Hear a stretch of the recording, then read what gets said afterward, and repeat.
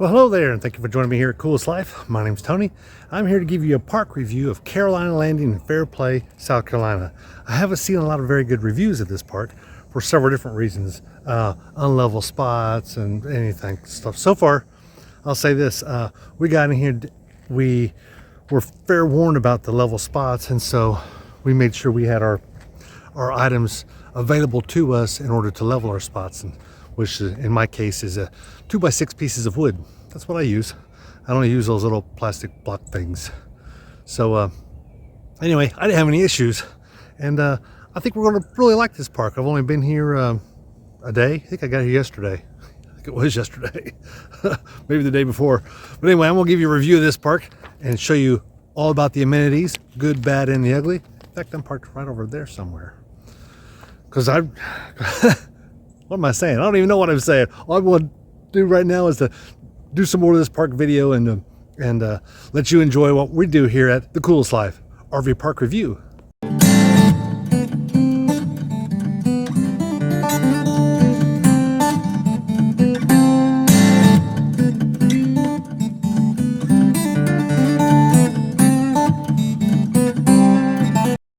Well, not far from the main entrance is a large activities building. Yeah, I do mean large. And let me turn this thing around and I'll give you a peek.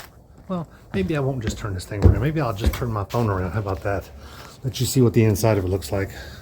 I mean, it's a good sized room. I think they only use it for activities though, which is why it's called activities building. It is currently locked. This is, when is it now? It's Saturday afternoon. So if you're going to have a lot of weekenders coming in here, I mean, that would be the time for activities building to be open. As you could see, it's not video games. It's not a pool table room. There's actually got pool tables at the other building. I'm going to take you through it in just a little bit. So if you come in here with a boat or anything, they do have places that you can put your boat in, and that area on the other side of those trees is RV storage. So let's say you're here at the park and you're like, you know what, the next 3 days we're going to take off and we're going to drive 3 hours to Seaverville or Pigeon Forge, Gatlinburg. Well, you could park your RV there at a lot cheaper rate than you can, say, in a full hookup site. Just depends on what you want to do. Or if you're wanting to leave one here for 6 months or something like that, you could do that at a place like this. A lot of RV parks have that available to them. They've got an area set aside for people to basically store their RV and boats and different things. 3 guesses what this used to be. Probably a swimming pool at one time. Now I will say they do have another swimming pool. It's up the hill. It's not a very big swimming pool as far as RV parks go, but they do have a pool here. But this looks like where a swimming pool used to be. And you can see some RV parking there. This might be the older part of the park, is my guess, because these are all. Some of these don't have sewer, but they do have power and water. Looky there, I don't normally go inside of the shower rooms, but I thought I would this one here. You can see they're in decent condition. And this is down, just as you come in the park, this is down to the left as you come in the park. I don't have any issues taking a shower in one of these. They've actually got 4 of them. And this is the restroom area. I don't know, it's not bad. I don't know who's going to stand beside each other and use those things at the same time, but maybe you, not me. I'll wait. Toilets with doors, full-fledged doors. Nice. With a nice big mirror. I would imagine ladies' restroom is the same, right next door. In fact, we're gonna go out here so you can see the outside of this building. So it's not in bad condition. I don't think it's very old. It's what you would expect for a bathroom facility. I kind of want to show you one of the sites down here. I see one down there. Well, here's a typical spot that does not have sewer. This looks like they've actually put relatively new, what are those things, these posts right here.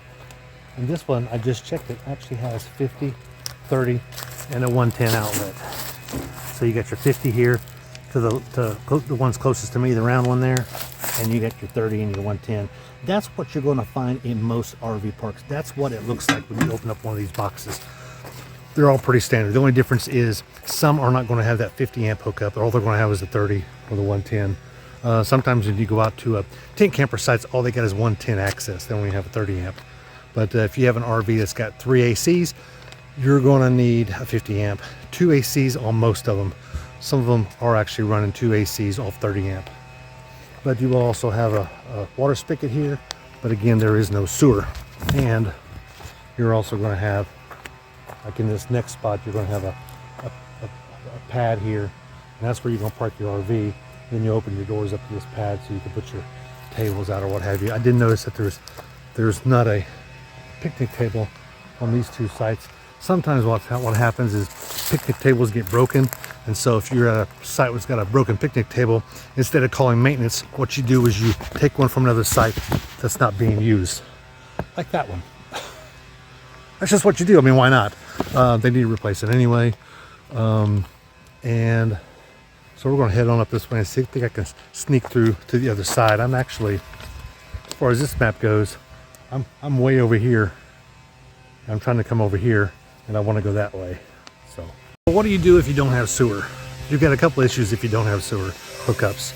You can get you one of those little, what they call blue boys. They actually come in different colors, but they're commonly called a blue boy, and they're about the size of a little wagon is what they are.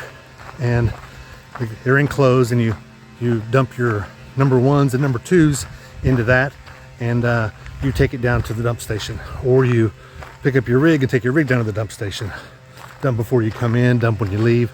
The other option would be gosh, I forget the name of it. Honey service? Anyway, I think it's called a honey service.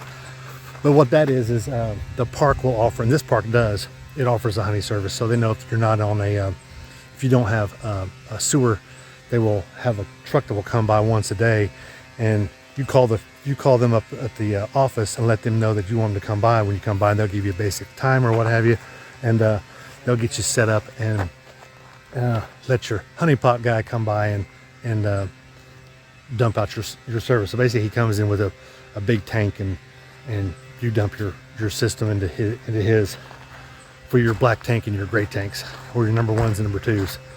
I said number ones and number twos. Actually, number ones and number twos are all black tank. Anything other than that, kitchen sink, bathroom sink, all that stuff is gray tank. So you would dump your tanks with them also. It may be free, it may charge. It just depends on where you're at and what park. Every park is a little different. I think this one here is actually free because they want to put you in a non-sewer hookup if they can, because the ones that have sewer hookups typically get taken first. Great thing about a lot of RV parks is normally there are paths going from different parts of the park to others, and this one is no exception. I just wish that Yahoo wasn't running his leaf blower. It doesn't sound like he wants to quit with it either. But I'm gonna take a walk through these woods, try not to get snake bit. They did get a lot of rain here. The hurricane came through here and dumped a lot of rain. It actually pretty much missed this town. We cut kind of some of the bands and that sort of thing, but I think I'm gonna go that way. We got some of the bands, but so it wasn't too bad at all. And I didn't see any flooding or it being muddy or anything like that here. So far so good. I haven't had any issues with mud at this park, which are some of the reviews they say is some of the issues that you have at this park. But I didn't find any problems. I'll give you some good news about this park. They will let you wash your RV on site. A lot of them RV parks say no. Don't wash your RV. Don't make it look like you're washing your RV, and don't wash your car. However, they want you to contact the front gate, and say, hey, I'm going to wash my RV, and they want you to pay them $4 to wash your RV. Basically, it's paying for the water bill to wash that RV. And if you want to wash your car, it's $2. But at least there's an option. Most RV parks are like, no, get you washing your RV at an RV spot, and they will kick you out. So don't do it. I'm saying most, almost all, 95%. Don't wash your RV at your site. But this mirror says you can. So I may do that while I'm here. And this is the activity center just near where our work stand. I actually don't even have the lights on in here. This is just light coming from outside. They got a small kitchen over here. It's got a refrigerator. They do have a TV here. My guess is it's probably just plugged into this DVD. Ooh, VHS if you got some of those. VHS player right here. And here's the other room here. It's a little bigger. It's got some pool tables in it.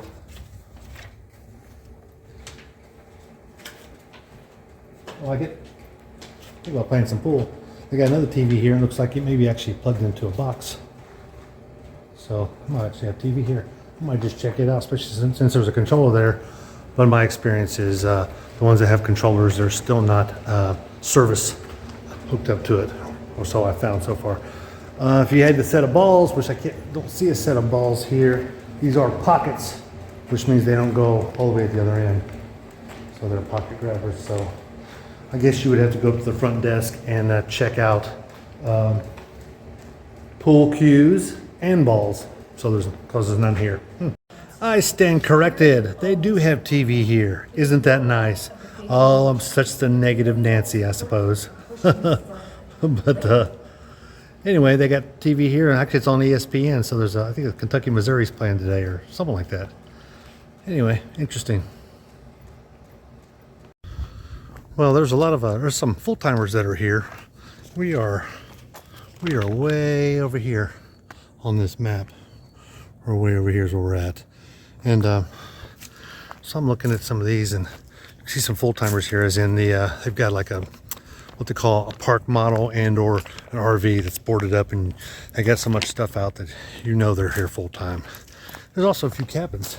This looks like a duplex, so you could rent these out as you see fit.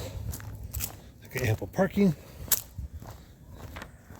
and you can't hear that guy with that blower anymore. Isn't that beautiful?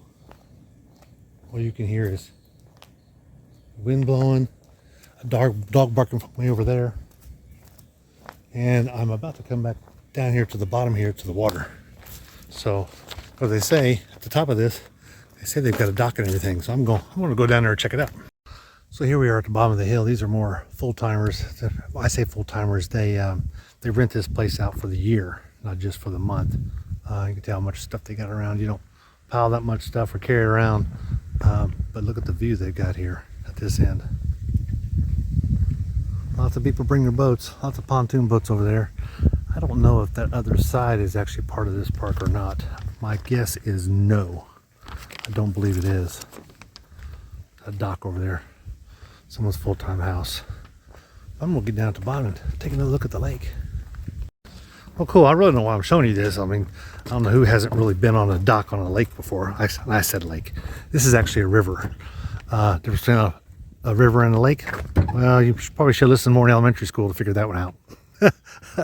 Basically, a river is a body of water that empties into a larger body of water. It could be going to a massive lake. It could be going to the ocean. It could be going to another river that goes into a larger river. But nice, it's in really good condition. Would be a great place to just set up here and fish. The weather is absolutely freaking beautiful. This is early October, and the weather's today I think is 68. It's a light breeze, got a little bit overcast. It is awesome. You could probably be in shorts today, but I'm actually wearing jeans today. But it's not a bad area. You can definitely tell the water's down a little bit. You can see that over here, how high the water would be. And this is a floating dock, so that would just go on up. But a lot of these boats are in the grass. That boat ain't going nowhere unless he gets towed out. But I like this end of the park. This is nice. It's a nice addition to an RV park. So what's the verdict about this park? I actually like that park. I didn't have any issues. If the biggest issue was getting level, I mean, once you get past that, it's not a bad park. It's definitely hilly, as you can tell by going down there by the water. I mean, it's not exactly flat. So if it's a place like you like to take some walk and actually get some exertion, that's a great park for it. It's being that hilly, it's not a great place to go ride a mountain bike. But you can't put your kayak or boat or whatever in the water right there on property. So that's fairly rare for most parks. There's so many that don't have any kind of water access. So actually, the next park we're going to won't have any kind of water access. And I think it's actually called Lakeside or Lakeview, and there's no real lake there. But anyway, Fair Play Park, or should I say Carolina Landings. I like it. I don't have any issues. I'm not going to have any problems going back there and staying if I get back up that way. So I want to give it a thumbs up. Don't worry about it. You don't want to stay at the bottom of the hill, but even if you did and had a 50 amp, there's plenty of room for that. It's not going to flood. It's going to go on down the hill because there's more hill there. But hey, be sure to like and subscribe, and send this to your friends who were thinking about maybe going to Carolina, and stay at Carolina Landings there in Fairplay, South Carolina. But I'm gonna let you go. Like I said, like and subscribe, because I'm just out here living the coolest life. RV Review Edition.